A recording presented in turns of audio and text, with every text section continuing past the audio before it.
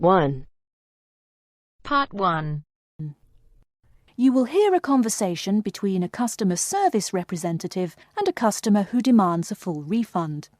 First, you have some time to look at questions 1 to 4.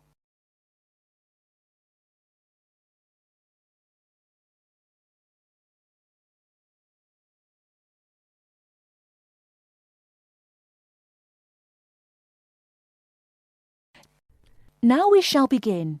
You should answer the questions as you listen, because you will not hear the recording a second time. Listen carefully and answer questions 1 to 4.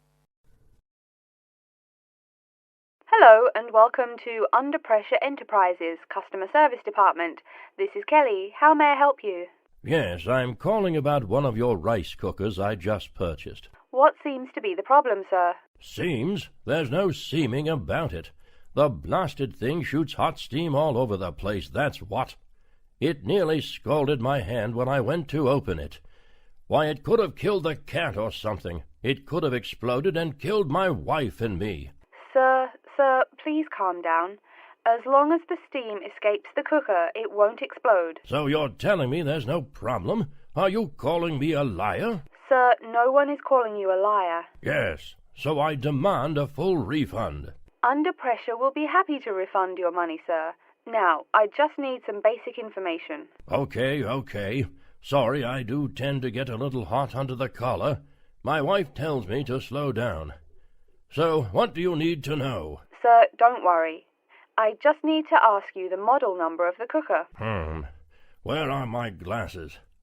Here. Let's see. It's R242. R242. Okay. And how much did you pay for the product? £89.99. It was on sale, I guess I should tell you.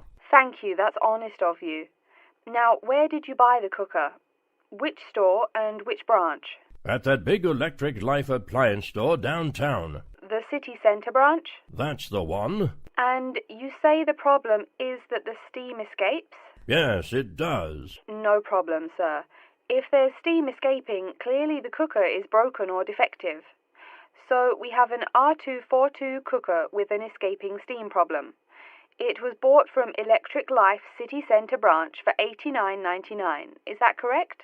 Yes, that is correct. Oh, I nearly forgot. When did you buy the cooker? Just as soon as my wife got the crazy idea she'll live longer if she stops eating good English food, roast beef and mash.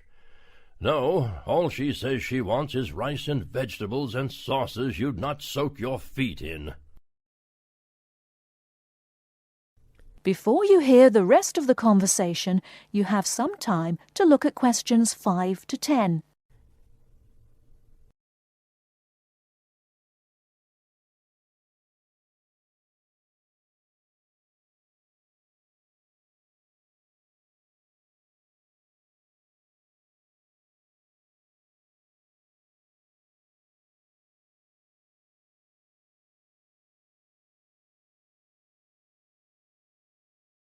Now listen and answer questions 5 to 10.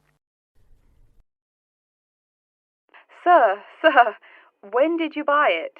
Oh, there I go again. Let's see. We bought it just 6 months ago. We hardly use it either. But 6 months? Is that too long? I mean, for the warranty? Very well. That's well within the warranty period. Now, what's your name and address? Name and address? What for? Sir, it is company policy. If you want your money, you must inform me. Money, you say? Oh, my name is Herbert Hewitt, and my address is 84 Park Road. Is that here in Coventry? Yes, the postal code is B0241DJ. But I don't think sending things in the mail is very secure or very efficient. I mean... Don't worry, Mr. Hewitt, don't worry.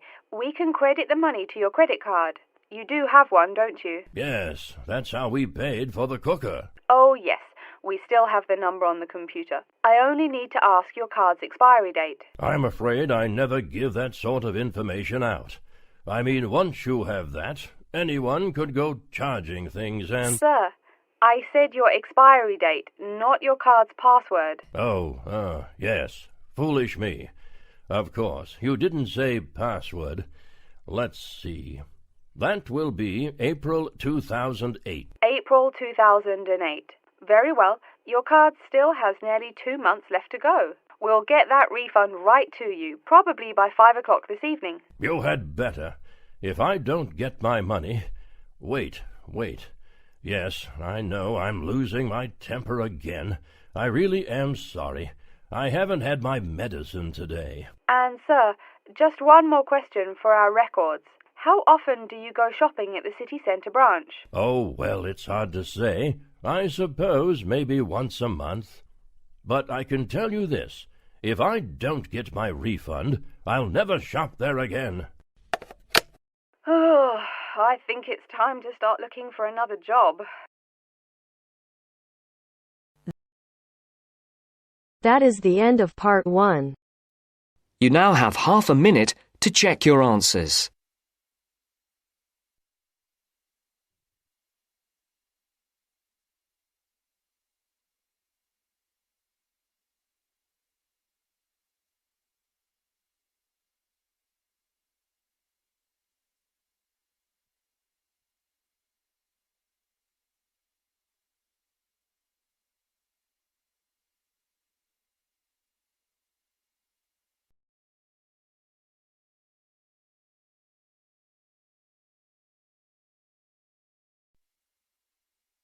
Part 2. Part 2. You will hear a man talking about areas for growing vegetables in towns called allotments. First, you have some time to look at questions 11 to 17.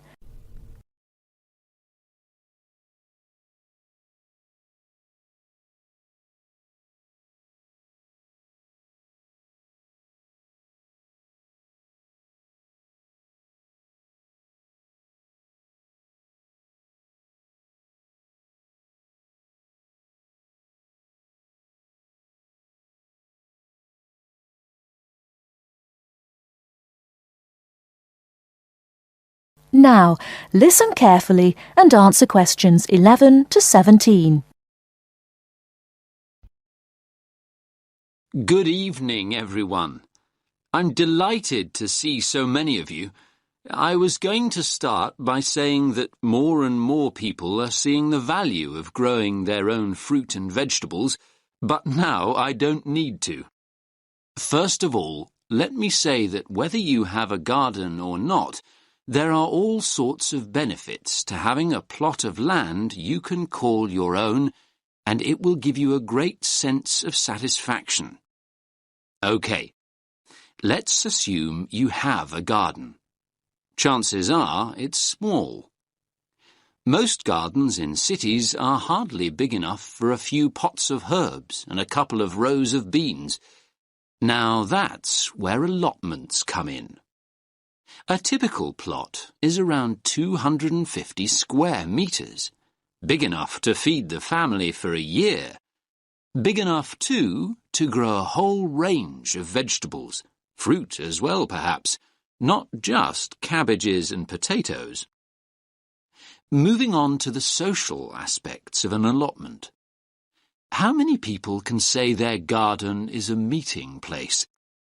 You might chat with your next-door neighbour every now and again, but allotments are notorious communal hives.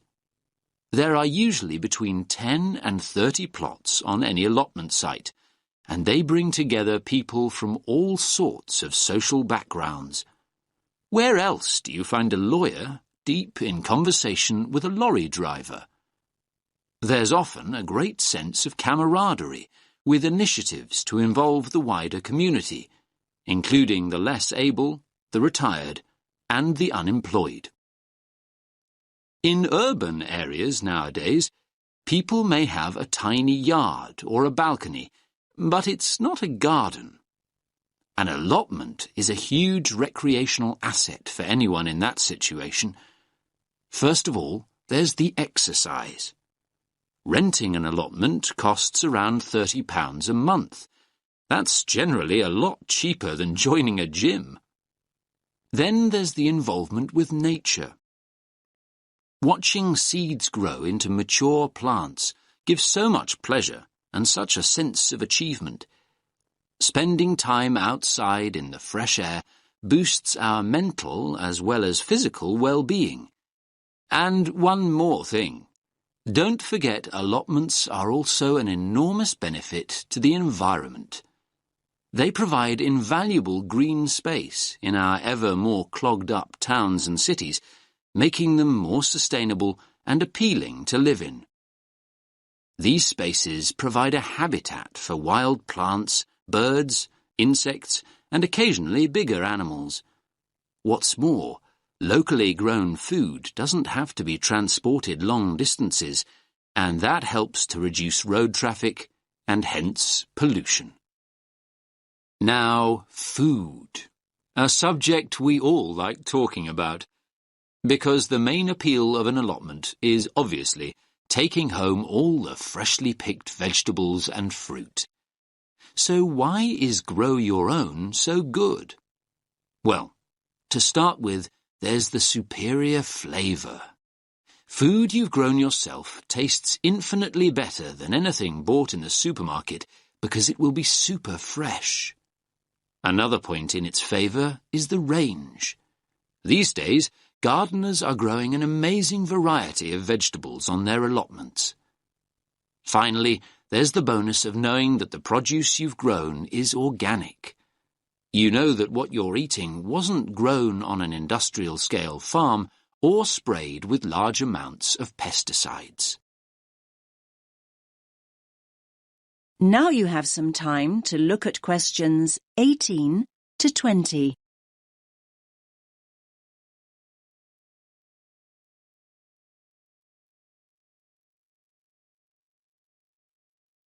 Now listen to the next part of the talk and answer questions 18 to 20. Now I'm going to show you a typical allotment from the site closest to here on Finley Road. Let me just get this image up. That's it. Can everyone see? So, as you can see here, each plot has a fence around it and its own gate. Between the beds are grass walkways. That means you can walk in and around comfortably and not get your boots too muddy. There are soil beds on either side. This plot, in fact, has two smaller flower beds opposite a much larger area for vegetables. And there's also a glass house for growing tomatoes or anything that needs more warmth and protection. Here you can see one of those at the front near the gate. Most allotments have their own shed at the far end, as you can see. Allotments do need a water source, though, and there are stone sinks outside the sheds. A hose pipe can be attached to the tap for easy watering. Some of the plots have a pond, though they're not always popular as they tend to attract insects. And this plot has a compost bin at the end opposite the shed for recycling organic waste. Right. So, how to go about getting an allotment? That is the end of part 2. You now have half a minute to check your answers.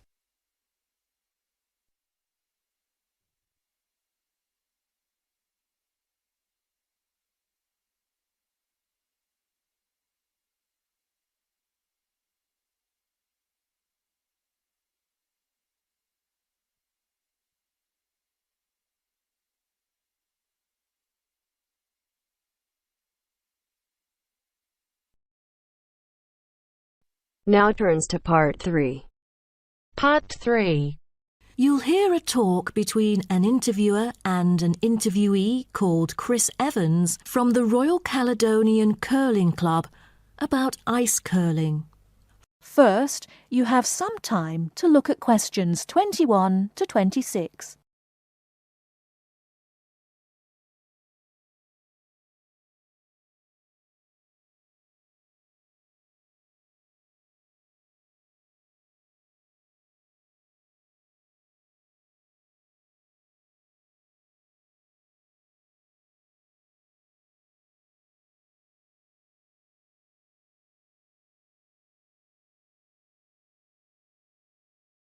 Now listen carefully and answer questions 21 to 26. Today, we're pleased to have on the show Chris Evans from the Royal Caledonian Curling Club. Now, let's welcome Chris to tell us something about ice curling. Chris, please. Thank you. It's my honour to briefly talk about ice curling here to all of you. So let's start with what curling is. Curling is a sport in which players slide stones on an ice rink towards a target area which is segmented into 4 concentric circles. 2 curling teams consist of 4 players, the lead, the second, the third, and finally the skip. The captain of the curling team and its players will throw their stones in the order stated above. Each team has 8 stones. The purpose is to accumulate the highest score in the game. Points are scored depending on which stone is resting closest to the centre of the target area at the end of the game. The ice surface on which the game is played, or the rink in curling, is called the sheet. It is covered with tiny droplets of water that become ice and cause the stones to curl or deviate from a straight path. The curling players should slide the heavy polished stones or rocks across the ice curling sheets towards the house, a circular target marked on the ice, as I mentioned before. There are several pieces of equipment essential for a curling game, so a concise instruction will be given to you. The most important things are the curling brush, which is used to sweep the ice surface in the path of the stone, as well as the curling stone, which is sometimes called rock. The former is usually made of horsehair, and the latter is made of granite, mainly coming from Scotland. Curling shoes are similar to ordinary athletic shoes, except that the 2 shoes in a pair have dissimilar soles. The sole of the slider shoe, which is designed for the sliding foot, is typically made of Teflon, while the gripper shoe for the hack foot has a special layer of rubber applied to the sole. During the curling game, you may also find a stopwatch attached either to the player's clothing or the broom, which is used to time the stones over a fixed distance to calculate their speed. Before you hear the rest of the talk, you have some time to look at questions 27 to 30.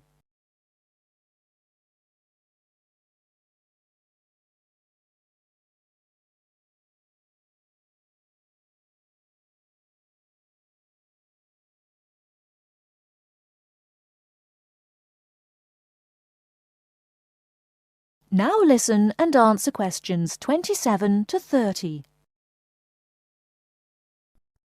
Now, a word about the development of curling clubs. Curling is thought to have been invented in medieval Scotland, and outdoor curling was very popular in Scotland between the 16th and 19th centuries, as the climates provided good ice conditions every winter. Kilsyth Curling Club is renowned as the first club in the world, having been formally constituted in 1716 and widely influencing ice curling development. In Kilsyth today, both men's and ladies' sections are thriving, participating in all major competitions and having won championships in the British Open in the past. The mother club of curling, Grand Caledonian Curling Club, was instituted in 1838 for the purpose, not as such to attract people's interest, but to regulate the ancient Scottish game of curling by general laws. With these official rules, the young curlers could be trained in a more professional way. By 1842, the new national club had sought to obtain royal patronage, and it has ever since been known as the Royal Caledonian Curling Club. However, many sports, such as athletics and tennis, were frowned upon as being too recreational and not practical enough. So the Crown banned them by law during the 1300s, in the hope that men would instead practice the archery skills that were seen as vital to the country's defence. And the ban was lifted in the 17th century. So, do you know the reason for curling being kept during the 16th century? Is it because it was so popular, or because people from all ages like children could play it? The spirit of curling dictates that one never cheers mistakes, misses, or gaffes by one's opponent. And most importantly, all the team members should strictly follow the instructions of their captain, which is essential for men in battle. Curling was brought to Canada from Scotland, and some curling was played informally before 1800. Curlers often used iron curling stones made from melted materials such as cannonballs rather than granite until the early 1900s, because there were transport problems importing granite stones from Scotland. That is the end of part 3. You now have half a minute to check your answers.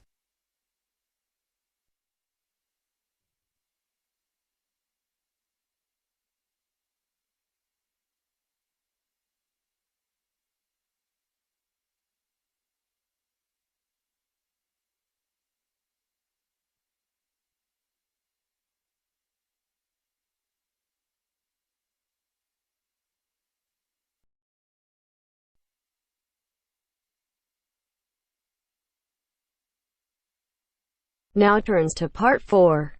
Part 4. You will hear a talk given by a lecturer in the art history department. First, you have some time to look at questions 31 to 40.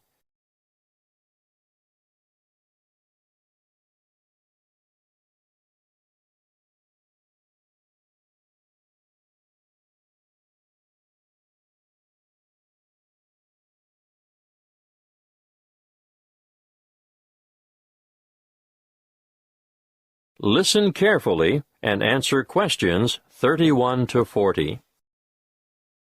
In this lecture today, I'm going to introduce you to an American painter, Charles Willson Peale. You may be familiar with his portraits, but did you know that he never even saw a painting till he was a grown man? He was born in Maryland in 1741. His father died when he was 9, and the family struggled financially for the next few years, and Charles became a saddle maker's apprentice. One day, he went to Norfolk for supplies, and there he saw paintings for the first time. He thought they were so bad that he felt sure he could do better, so he decided to make painting his career. In 1766, he went to London to study painting with Benjamin West. Whilst there, he painted this portrait in 1768. See slide 1, Pitt as a Roman senator. Notice how elaborately symbolical this portrait is. The symbolism arises, of course, from Pitt's famous speech to the British Parliament, where he draws an analogy between the ancient Roman Senate's view of a barbaric Britain and the prevailing European view of the time of a barbaric African continent fueling the slavery trade. Perhaps you didn't know that the Romans used Britons as slaves. But I digress. Back to Peale. He returned to America and in 1772 painted the first ever portrait of George Washington. See slide 2. In 1773, he painted a group portrait of himself, his wife, mother, brothers, sister, his old nurse, and an unidentified baby. Just look at the slide. This painting is simply called the Peale family. And you can almost feel the exuberance of the family and their warmth towards one another. He enjoyed great success as a portraitist prior to the Revolution, and served with distinction in the Revolution. During this time, he became friends with George Washington, Benjamin Franklin, and Thomas Jefferson. After the war, he continued to paint, and, when his wife died in the 1790s, as a result of her 11th pregnancy, he remarried. He had 17 children in all, naming the sons after famous painters or scientists. Although perhaps best known for his portraits of famous people, Peale liked novelty. Look at this slide of his 2 sons, Raphael and Titian, life-size, climbing a narrow stairway. This painting, The Staircase Group, 1795, was exhibited in a doorway as a trompe-l'oeil. And it is said that it did, in fact, fool the eye of George Washington. Even as far back as 1772, we can see his desire for difference in Rachel weeping. It's a rather macabre portrait of his first wife crying over the death of one of their children, their daughter Margaret. I'd like to show you one more slide to demonstrate his innovative approach. This is a portrait of his brother, James, sitting at his desk at night, with only his face illuminated by a lamp.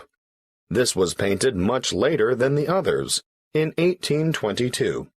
You know, Peale believed anyone could learn to paint, and he taught painting to his brothers, sisters, sons, daughters, nephews, nieces, and other relatives. 4 of his sons, Titian, Rubens, Rembrandt, and Raphael, became painters, as did his brother James. Before I finish, I'd like to tell you a bit more about Peale. He was active in politics for several years, and throughout his life, he maintained a lively interest in many branches of science. He was also an inventor who gained patents for a fireplace, porcelain false teeth, and a new kind of wooden bridge.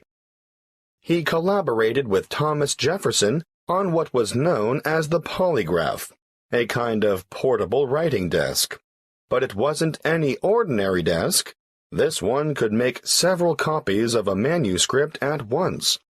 He also wrote papers on a wide variety of subjects, from hygiene to engineering. Oh, and he also tried his hand at inventing a fairly primitive but innovative motion picture technique, new types of eyeglasses, and a velocipede, which is a precursor to the bicycle. Now, some of the original velocipedes had pedals and some didn't. You sort of scooted along on them using your feet. Unfortunately, I can't remember which type it was that Peale worked on. He's also remembered for his work as a naturalist. He established the first scientific museum in America, and he even invented his own system of taxidermy. For those of you who aren't sure what taxidermy is, it's the art of preparing, stuffing, and presenting dead animals so that they appear lifelike. He was also well ahead of his time in that he placed his animals in a simulated natural environment. His most magnificent exhibit, however, was the complete skeleton of an extinct mammal known as a mastodon, which he helped excavate. The event was memorialized in his extraordinary painting, The Exhuming of the Mastodon.